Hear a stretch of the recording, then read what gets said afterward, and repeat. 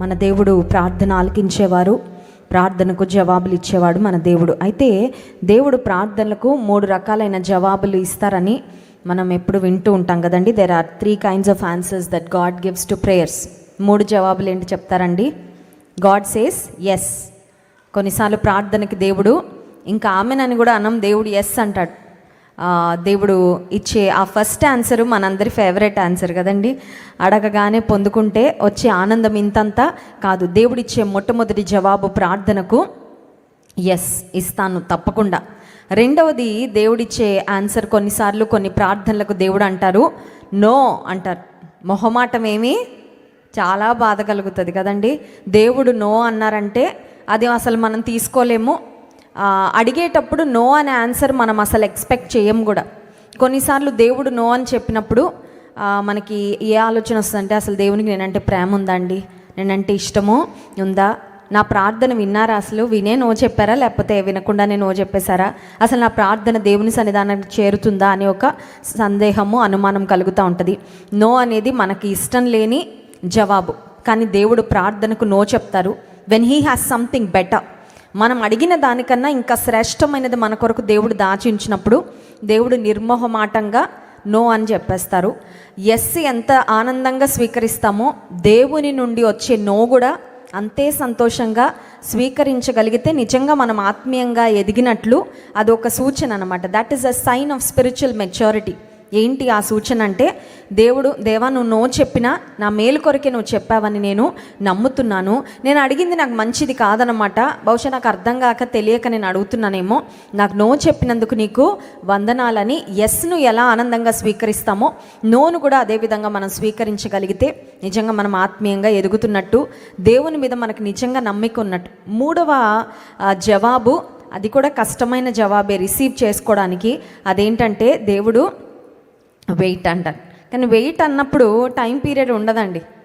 I wish wait for 3 years, wait for 1 year, wait for 6 months, wait for 5 years అని timeline దేవుడు mention చేశారనుకోండి, at least కొంచెం ఆ time దాకా ఏదో లాగా మనం తీసుకుంటూ వెళ్ళిపోవచ్చు, సమయాన్ని వస్తుంది కదండి జవాబు అని ఎదురు చూడొచ్చు. కానీ దేవుడు వెయిట్ అన్నప్పుడు వెయిటింగ్ చాలా పెయిన్ఫుల్గా ఉంటుంది, వెయిటింగ్ చాలా ఫ్రస్ట్రేటింగ్గా ఉంటుంది, వెయిటింగ్ చాలా డ్రైనింగ్గా ఉంటుంది. ఎందుకంటే ట్రైన్ కోసం మనం ఎదురు చూస్తూ ఉన్నప్పుడు ఎలా ఉంటుందండి, స్టేషన్లో మీరు చూడండి, హ్యాపీ ఫేసెస్ ఎవరు ఉండరు. ట్రైన్లో ఒక్కొక్కసారి స్టేషన్లో అనౌన్స్మెంట్ వస్తూ ఉంటుంది కదా, ట్రైన్ ఆలస్యం అయిందనగానే అప్పుడు ఒక్కొక్కళ్ళ మొక్కలు రికార్డ్ చేస్తే ఎలా ఉంటాయండి, చాలా చికాగ్గా, చాలా కోపంగా, చాలా విసుగుదలగా.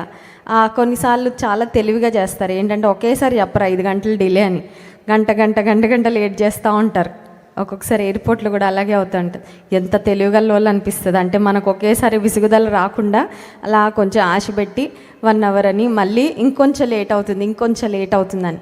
కానీ దేవుడు when he says wait, he will not specify the time. ఆయన కొన్నిసార్లు సమయము చెప్పడు, అప్పుడు వెయిటింగ్ చాలా కష్టం అయిపోతూ ఉంటుంది. కానీ దేవుని వాక్యంలో ఉండి ఈరోజు ప్రాముఖ్యంగా మన ఆత్మీయ జీవితంలో ఖచ్చితంగా మనం ఎదుర్కొనే ఈ దేవుని కొరకు ఎదురు చూచుట, దేవుని కార్యాల కొరకు ఎదురు చూచుట, దేవుని సమయం కొరకు ఎదురు చూచేటప్పుడు ఎలా ఎదురు చూడాలో ఒక 3 ప్రాముఖ్యమైన అంశాలు దేవుని వాక్యంలోండి మనం ధ్యానించుకుందాం. ఎందుకంటే I'm sure we all are waiting for something. మనందరం ఏదో ఒక అంశం కొరకు, ఏదో ఒక ప్రార్థన జవాబు కొరకు ఎదురు చూస్తూనే ఉండుంటాము. సో ఎలా ఎదురు చూడాలి, దేవుని బిడ్డలు ఎలా ఎదురు చూడాలో కీర్తనాకారుడు రాసిన 3 శ్రేష్టమైన అనుభవాలు ఈరోజు మనం ధ్యానం చేసుకొని స్తుతి ఆరాధనలోనికి వెళ్దాం. దేవుని కొరకు ఎదురు చూచేటప్పుడు ఎలా ఎదురు చూడాలి. మొట్టమొదటి అంశం చూడండి, 62వ కీర్తన 5వ వచనం. Psalm 62 verse 5. 62వ కీర్తన 5వ వచనం. నా ప్రాణమా దేవుని నమ్ముకొని మౌనముగా ఉండుము, ఆయన వలననే నాకు నిరీక్షణ. ఒకసారి మళ్ళీ చదువుదామండి, అందరం కలిసి ఇంకొకసారి చదువుదాం. నా ప్రాణమా దేవుని నమ్ముకొని మౌనముగా ఉండుము, ఆయన వలననే నాకు నిరీక్షణ కలుగుచున్నది. ఒకసారి స్తోత్రం చెప్దాం, హల్లెలూయా. నా ప్రాణమా, కీర్తనకారుడైన దావీదు తన ప్రాణంతో తాను చెప్పుకుంటా ఉన్నాడు. దీన్ని ఏమంటారంటే సెల్ఫ్ టాక్ అంటారు. సెల్ఫ్ టాక్ కూడా ఇంపార్టెంట్ అండి. దేవునితో మాట్లాడడం ఇంపార్టెంట్, మన చుట్టూ ఉన్న వారితో మంచి మీనింగ్ఫుల్ కాన్వర్జేషన్స్, మరి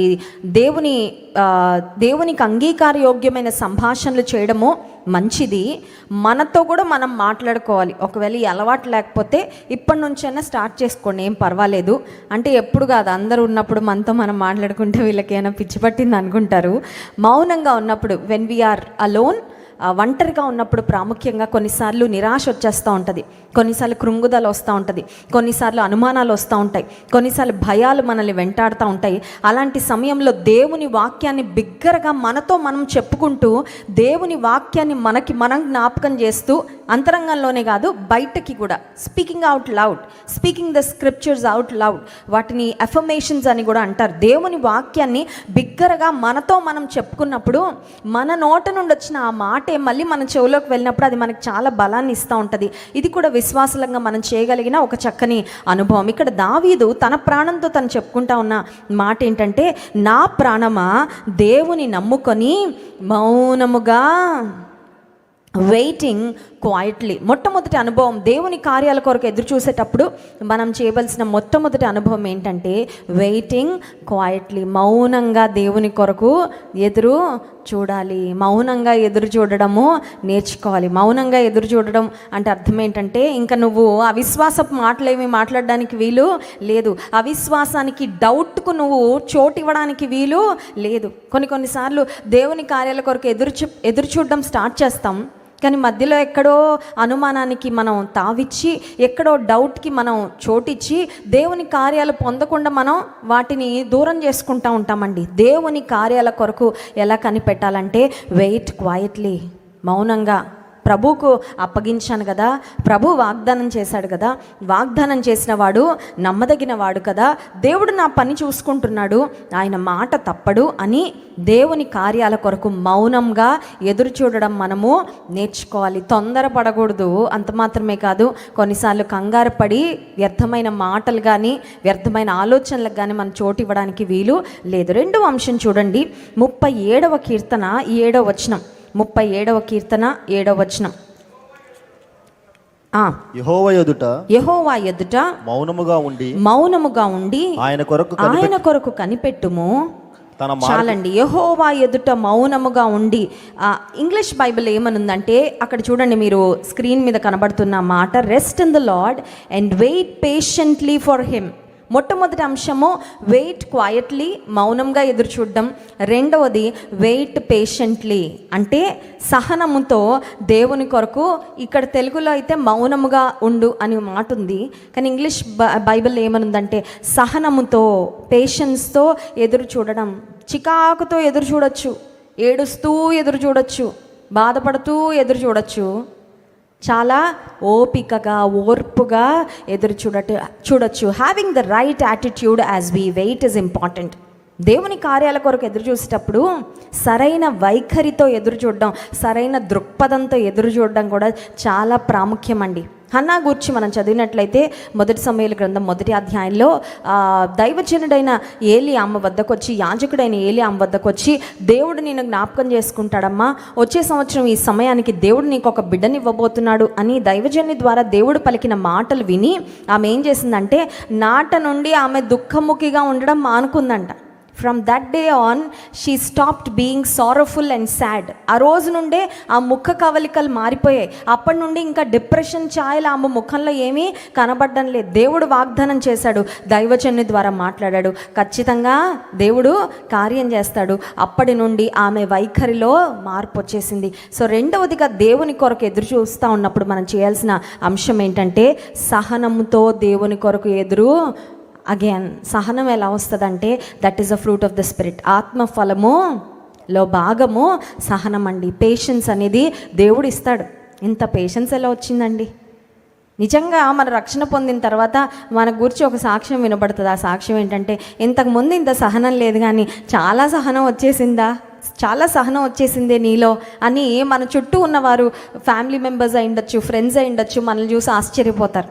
ఈ సహనం నా సహనము కాదు, నాకైతే ఇంత సహనము ఉండదు, నేనైతే ఇంత ఓర్చుకోలేను, కానీ దేవుడు నాకు ఇచ్చిన సహనము. Waiting patiently for the lord. 3వ అంశం చూడండి, 130వ కీర్తన 5వ వచనంలో 130వ కీర్తన 5వ వచనం, యెహోవా కొరకు నేను కనిపెట్టుకొనుచున్నాను, నా ప్రాణము ఆయన కొరకు కనిపెట్టుకొని, నా ప్రాణము ఆయన కొరకు కనిపెట్టుకొనుచున్నది, ఆయన మాట మీద ఆయన మాట మీద నేను ఆశ పెట్టుకొని ఉన్నాను. స్తోత్రం చెప్దాం, హల్లెలూయా.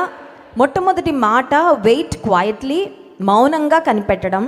రెండవది వెయిట్ పేషెంట్లీ, ఓర్పుతో సహనంతో దేవుని కార్యాల కొరకు ఎదురు చూడడం.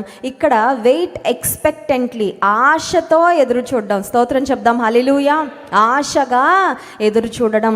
నువ్వు మనుషుల మీద ఆశ పెట్టుకుంటే నీ ఆశలు అడియాశలు అయిపోతాయి, కానీ దేవుని మీద ఆశ పెట్టుకుంటే మాత్రం ఖచ్చితంగా నీ ఆశ భంగము కానేరదు. దేవుని వాక్యంలో ఇవ్వబడిన వాగ్దానం అది. దేవుని మీద ఆశ పెట్టుకునేవారు ధన్యులండి. దేవుని యందు నమ్మిక ఉంచేవారు ధన్యులు. ఆశతో నేను దేవుని కొరకు కనిపెడతా ఉన్నా. ఆ తర్వాత భాగంలో మనం చదివినట్లయితే కీర్తనకారుడు రాస్తున్న మాట ఎంత ఆశతో ఎదురు చూస్తున్నారంటే 6వ వచనం చూడండి, కావలి వారు ఉదయము కొరకు కనిపెట్టుట కంటే ఎక్కువగా నా ప్రాణము ప్రభువు కొరకు కనిపెట్టుచున్నది.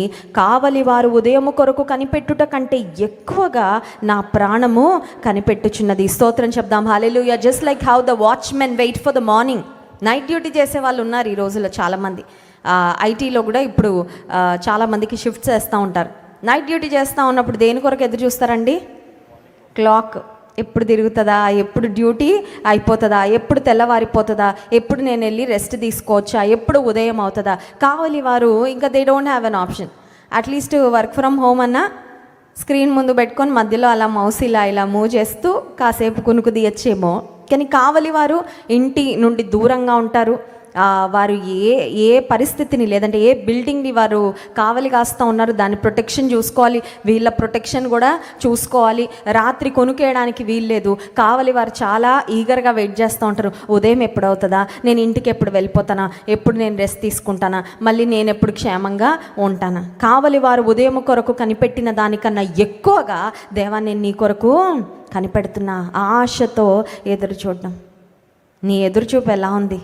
I know we all are waiting. మనందరం కూడా ఏదో ఒక అంశం కొరకు ఎదురు చూస్తూనే ఉన్నాం. ఆశగా ఎదురు చూస్తున్నావా? మౌనంగా ఎదురు చూడగలుగుతున్నావా? దేవుడు నాకు నిశ్చయంగా కార్యం జరిగిస్తాడు అనే విశ్వాసంతో నీవు ఎదురు చూడగలుగుతా ఉన్నావా? లేదంటే మధ్యలో నిరాశ వచ్చేస్తూ ఉందా? మధ్యలో ఆశలు పోతున్నాయండి. కొన్నిసార్లు స్టార్టింగ్లో చాలా ఆశ ఉంటుందండి. ఆలస్యం అయ్యే కొద్దీ ఇంక నాకు ఆశ, ఐఎమ్ గివింగ్ అప్ హోప్, నాకు ఇంకా ఆశలు లేవండి, ఇంకా నాకు పరిస్థితులు మారతాయనే నిరీక్షణ లేదని కొన్నిసార్లు మిడ్వే ఆ వెయిటింగ్ జర్నీలో సగం దూరం వెళ్ళిన తర్వాత ఆశలు వదిలేసుకుంటామండి. అంటే నీ ఆశీర్వాదం ఇంకా కొంచెం నువ్వు ముందుకు వెళ్తే, ఆశతో నిరీక్షణతో విశ్వాసంతో ముందుకు వెళ్తే నువ్వు పొందుకోగలవు. కానీ నీ ఆశ కోల్పోవడం వల్ల, నీ నమ్మిక తప్పిపోవడం వల్లే మిడ్వే నువ్వు నీ అద్భుతాన్ని, దేవుడు నీ పట్ల చేయబోయే కార్యాన్ని పొందుకోలేకపోతున్నావేమో. ఆశతో ఎదురు చూడ్డాం. కావలి వారు వేకువ కొరకు కనిపెట్టినట్లుగా 42వ కీర్తనలో కూడా మనం చూసినట్లయితే అక్కడ కూడా కోరహు కుమారులు ఒక చక్కని మాట రాస్తారు చూడండి. మొదటి వచనం, దుప్పి నీటి వాగుల కొరకు ఆశపడినట్లు దేవా నీ కొరకు నా ప్రాణము ఆశపడుచున్నది, నా ప్రాణము దేవుని కొరకు తృష్ణగొనుచున్నది, జీవము గల దేవుని కొరకు తృష్ణగొనుచున్నది. దేవుని సన్నిధికి నేను ఎప్పుడు వచ్చేదను, ఆయన సన్నిధిని నేను ఎప్పుడూ కనబడేదను. ఒకసారి స్తోత్రం చెప్దాం, హల్లెలూయా. కొంతమంది ఫారిన్ కంట్రీస్లో ఉద్యోగం చేస్తూ ఉంటారండి. వాళ్ళు దేని కొరకు ఎదురు చూస్తూ ఉంటారంటే ఎప్పుడు సెలవులు వస్తాయి, ఎప్పుడు ఇండియా వెళ్తాం, ఎప్పుడు మా వారిని కలుసుకుంటాం, మా ఫ్యామిలీ మెంబర్స్ని ఎప్పుడు కలుసుకుంటాం, ఎంత ఆశగా ఎదురు చూస్తూ ఉంటారో. రోజులు కొన్నిసార్లు చాలా కష్టంగా వెళ్ళదీస్తూ ఉంటారండి. When they are waiting with eagerness, ఆశగా వారు ఎదురు చూస్తూ ఉన్నప్పుడు. ఇక్కడ కోరహు కుమారులు చెప్తున్న మాట ఏంటంటే దేవుని సన్నిధిని ఎప్పుడు కనబడాలా అని, ఆయన సన్నిధికి ఎప్పుడు రావాలా అని ఒక దుప్పి నీటి వాగుల కొరకు ఆశపడినంత ఎక్కువగా. కొన్నిసార్లు దేవుని మందిరానికి వస్తాం కానీ అంత ఇంట్రెస్ట్, అంత ఈగర్నెస్, అంత ఎక్సైట్మెంట్, అంత ఎంతూజియాజము ఒక పార్క్కి, ఒక హాలిడేకి, ఒక వెకేషన్కి, లేకపోతే ఒక ప్రియమైన వారిని కలుసుకోవడానికి వెళ్ళినప్పుడు ఉన్నంత ఎక్సైట్మెంట్ కొన్నిసార్లు దేవుని మందిరానికి రావడానికి ఇది ఏమైపోతూ ఉంటుందంటే అలవాటు అయిపోతుంది. ప్రతి ఆదివారం వెళ్ళేదే కదండి, ప్రతి శుక్రవారం వెళ్ళేదే కదండి, అంతలాగా నేను ఎదురు చూడాల్సింది ఏమీ కానీ కోరహ కుమారులు అట్లా అనట్లేదండి. జీవము కలిగిన దేవుని కొరకు నా ప్రాణము తృష్ణ కొనుచున్నది, దేవుని సన్నిధికి నేను ఎప్పుడు వెళ్ళాలి, దేవునికి నేను ఎప్పుడు కనపడాలి, ఆయన ముఖదర్శనం చేసుకోవాలనే ఆశ, దేవుని సన్నిధిలో కనిపెట్టాలి అనే ఆశ. ఈ ఉదయకాల సమయంలో మనకు అటువంటి ఆశ ఉందా? దేవుడు కోరుకుంటున్నది ఆయన కొరకు కనిపెట్టేవారు, ఆయన కొరకు ఎదురు చూసేవారు, ఆ విధంగా ఆయన కొరకు ఎదురు చూడాలని. ఇంకొక 4 అంశాలు త్వరగా చెప్పి స్తుతి ఆరాధనలోనికి వెళ్దాం. There are certain things we must remember as we wait. ఎలా ఎదురు చూడాలో ఒక 3 అంశాల వాక్యంలోని ధ్యానం చేశాం కదా. ఎదురు చూస్తూ ఉన్నప్పుడు దేవుడిచ్చే జవాబు విషయంలో 4 ప్రాముఖ్యమైన అంశాలు మనం జ్ఞాపకం పెట్టుకోవాలి. మొట్టమొదటి అంశం ఏంటంటే, దేవుడు వెయిట్ అని చెప్పినప్పుడు ఆయన సమయంలో ఆయన జవాబు ఇస్తాడు, కానీ మనం అనుకున్న సమయంలో మనకి జవాబు ఇవ్వడు. గాడ్స్ టైం, ఆయన సమయంలో నువ్వు వెయిట్ చేస్తున్నావు కరెక్టే. Wait for God's time rather than your time. నీకు అనిపించచ్చు ఈ టైంకి వచ్చేస్తే బాగుండు. చూడండి, మనం అమెజాన్లో ఏదైనా ఆన్లైన్ షాపింగ్ చేసినప్పుడు, ఏదైనా ఆర్డర్ పెట్టినప్పుడు వాళ్ళు ఎక్స్పెక్టెడ్ డేట్ ఇస్తారు కదండి. ఈ టైంకి లేదంటే ఈ డేట్కి మీకు డెలివర్ అవుతుంది మీ డోర్ స్టెప్లో. కొన్ని వెబ్సైట్స్లో అయితే ఏజెంట్ మీ వస్తువు పట్టుకొని బయటకు వచ్చాడని కూడా మనకు మెసేజ్ వచ్చేస్తుంది. ఎందుకంటే మనం ఆ టైంకి ఇంటి దగ్గర అవైలబుల్గా ఉండడానికి, ఆ టైంకి ఒక కొత్త నెంబర్ నుండి ఫోన్ వస్తే మనం ఆన్సర్ చేసి మన ప్రోడక్ట్ మనం డెలివరీ తీసుకోవడానికి. అయితే దేవుని కార్యాల కొరకు ఎదురు చూసేటప్పుడు God works according to his timing, not according to our timing. మనకు అనిపించచ్చు ఈ టైంకి వచ్చేస్తే బాగుండు, ఈ టైంకి చేసేస్తే బాగుండు, ఈ టైంకి అయితే నాకు పర్ఫెక్ట్ అనిపిస్తుంది. కానీ దేవుని టైం మన టైంకి అలైన్ అయి ఉండాలని ఏమీ లేదు. ఆయన టైమింగ్కి మనం అలైన్ అవ్వాలండి. ఆయన టైమింగ్ కొరకు మనం ఎదురు చూసి, నువ్వు lord you are never late, you are never early. నువ్వు ముందు చేయవు, వెనకాల చేయవు. చూడండి, కొన్ని పనులు ఒక దాని తర్వాత ఒకటి జరిగితేనే ఆ క్రమం కరెక్ట్గా ఉంటుంది. డాక్టర్ గారు కూడా ఒక సర్జరీ చేస్తూ ఉన్నప్పుడు వాళ్ళకి ఒక ప్రొసీజర్ ఉంటుంది. ముందు ఏం చేయాలి, మధ్యలో ఏం చేయాలి, కుట్లు వేయకముందు ఏం చేయాలి, కుట్లు వేస్తారు, వేసిన తర్వాత దే హ్యావ్ అ ప్రొసీజర్. కొన్నిసార్లు మనకు ముందేంటి, వెనకాలేంటి, మధ్యలో ఏంటి మనకు అర్థం కాదు. మనం ఏమనుకుంటూ ఉంటామంటే ఎండ్ రిజల్ట్ వచ్చేయాలి, ఎండ్ రిజల్ట్ నాకు కావాల్సింది నేను పొందేసుకోవాలంతే. కానీ ఎండ్ రిజల్ట్ పొందుకోక ముందు జరగాల్సిన కొన్ని ఉన్నాయి, అవన్నీ దేవుడు చేసి అప్పుడు నీకు దయచేస్తాడు. ఎలిజబెత్ జకర్యాలను మనం జ్ఞాపకం చేసుకున్నట్లయితే, యేసుక్రీస్తు ప్రభువారు పుట్టక మునుపు బాప్తిస్మం ఇచ్చి యోహాను పుట్టాలి, అది దేవుని చిత్తం. ఎందుకంటే ఆయన యేసే టైం లైన్లోనే ఉన్నాడండి. ఆయన యేసే పుట్టడానికి అనేక వందల సంవత్సరాల ముందు పుట్టడం దేవుని చిత్తం కాదు. దేవుని సంకల్పం ఏంటంటే, గర్భంలో శిశువు, స్త్రీలు మరియా ఎలిజబెత్లు మాట్లాడుకున్నప్పుడు గర్భంలో శిశువు గంతులు వేయాలి. ఆ తర్వాత యేసయ్యకు యోహాను యోర్దాను నదిలో బాప్తిస్మం ఇవ్వాలి. యేసు ప్రభు పుట్టక మునుపు ఆయన మార్గాన్ని సరళం చేస్తూ బాప్తిస్మం ఇచ్చి యోహాను చేయవలసిన పరిచర్య, ఇదంతా దేవుని చిత్తంలో భాగం. అందుకని దేవుడు జకరియా ఎలిజబెత్లను వెయిట్ చేయించారు. అది వాళ్ళకి ఎప్పుడు అర్థమై ఉంటుందంటే, వాళ్ళకి దేవుడు బిడ్డనిచ్చిన తర్వాత, లోకరక్షకుడు మెస్సియా ఈ లోకానికి వచ్చిన తర్వాత, అప్పుడు ప్రాబబ్లీ వాళ్ళకి అర్థమై ఉంటుంది, ఇంత నీతిగా ఇంత భక్తిగా బ్రతికినా ఇంత ఆలస్యం దేవుడు ఎందుకు మన జీవితంలో చేశాడంటే ఇదన్నమాట దేవుని సంకల్పం. God's timing, God works according to his timing. ప్రసంగి గ్రంథం 3వ అధ్యాయము 11వ వచనంలో ఒక మాట ఉంటుంది చూడండి. ప్రసంగి గ్రంథము 3వ అధ్యాయం 11వ వచనం.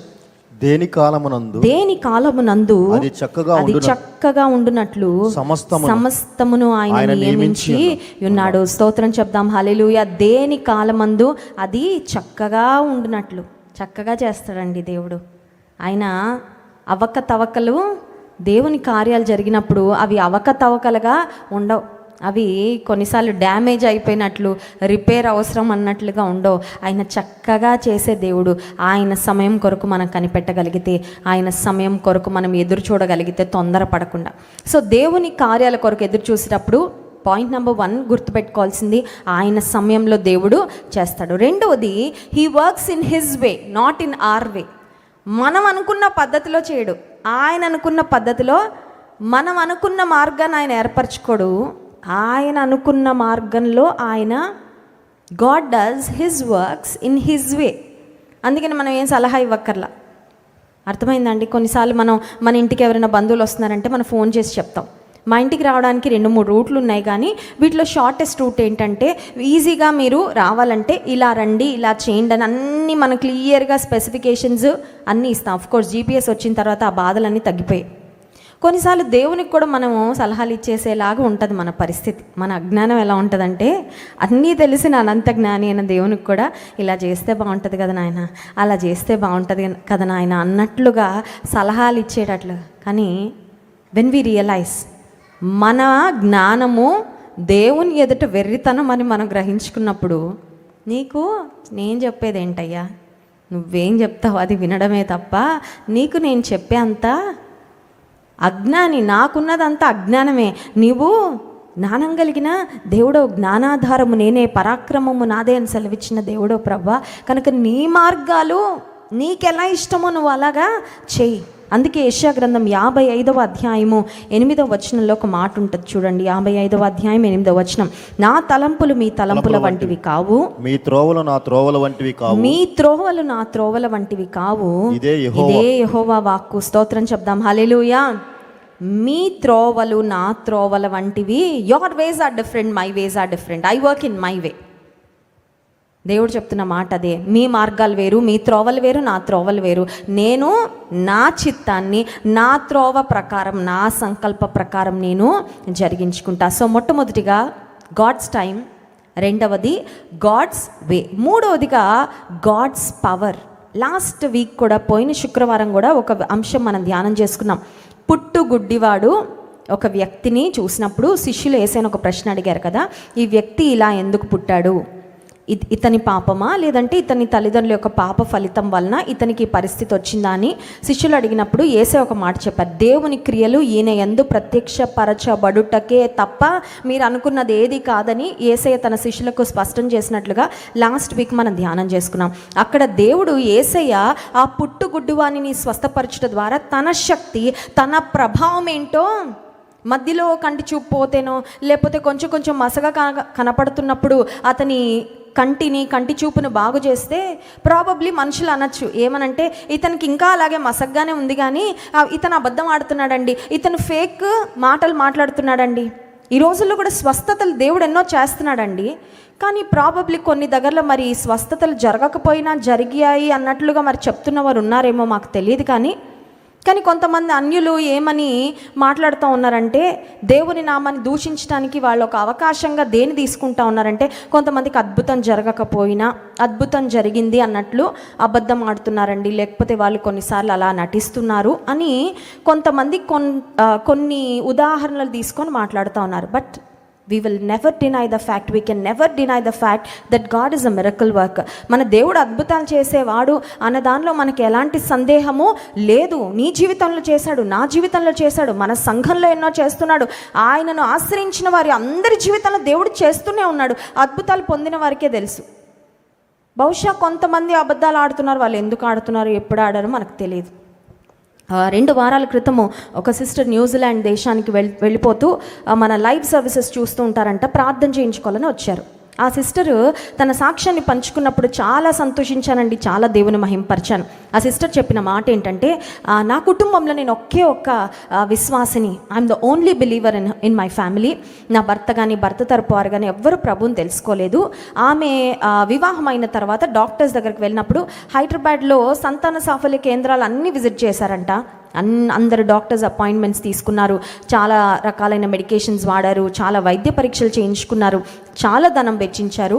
అయితే డాక్టర్స్ చెప్పిన బెస్ట్ డాక్టర్స్ ఆమెకు ఒక సర్టిఫికేట్ ఇచ్చారంటే, ఏమనంటే ఇంకా నీకు పిల్లలు కలగడము అసాధ్యం.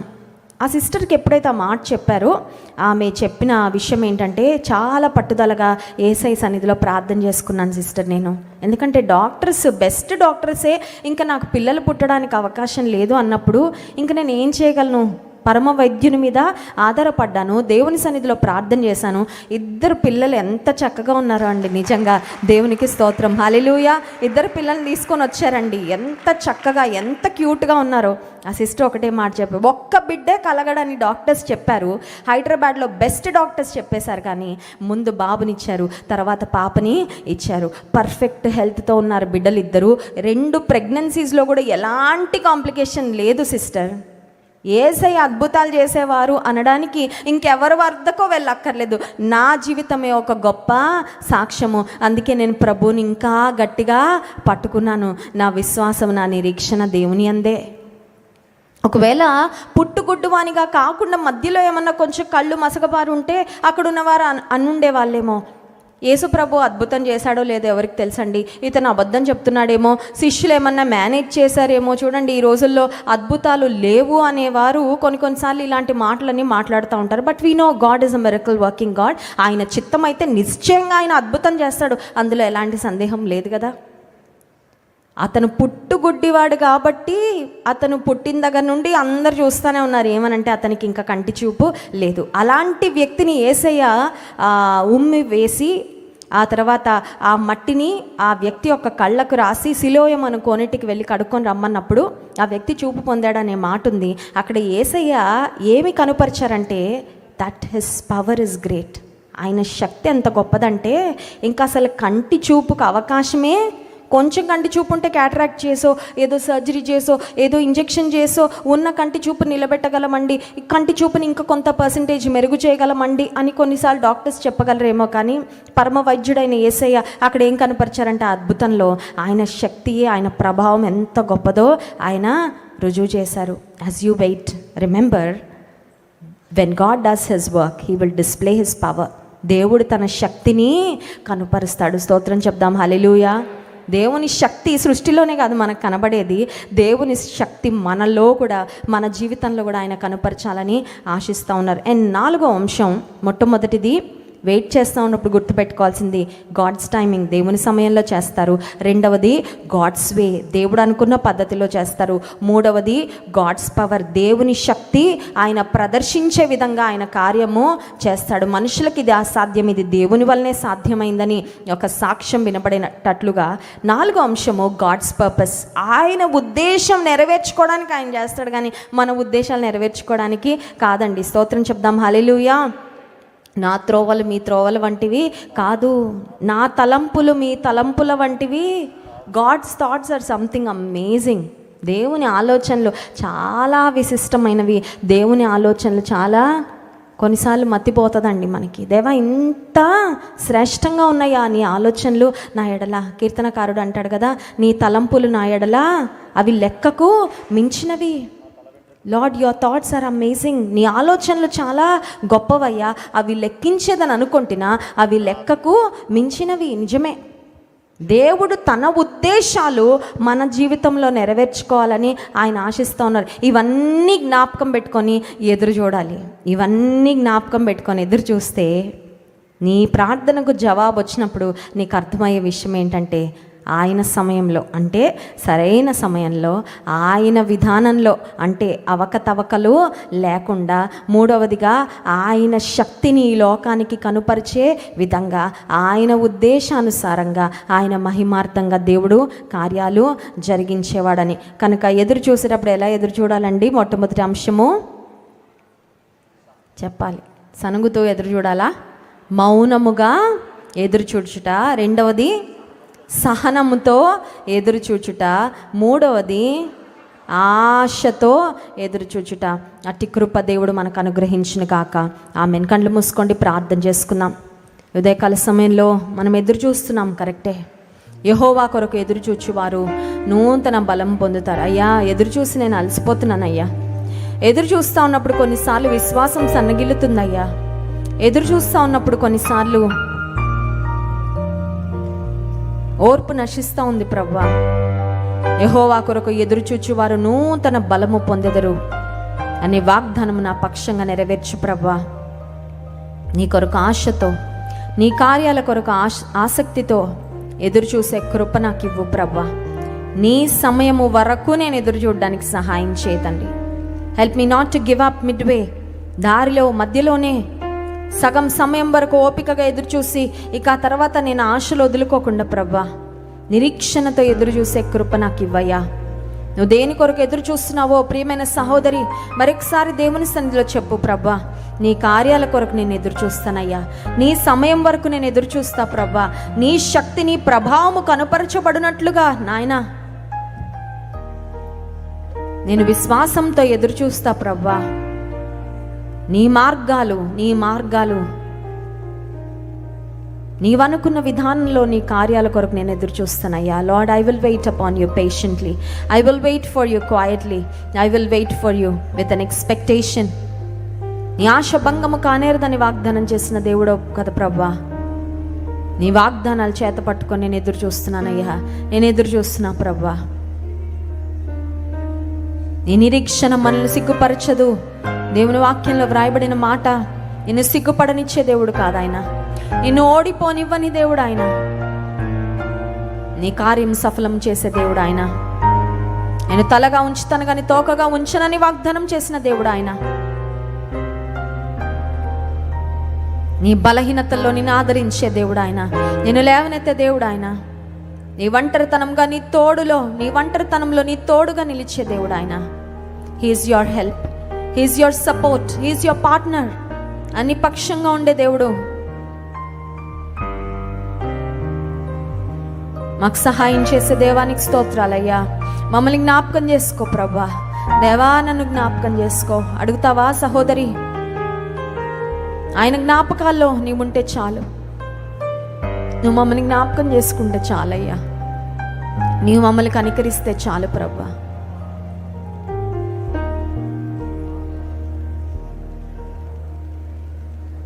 దుప్పి నీటి వాగులకై ఆశించునట్లుగా నా ప్రాణము నిన్నే ఆశింపని. దుప్పి నీటి వాగులకై ఆశించినట్లుగా నా ప్రాణము నిన్నే ఆశింపని.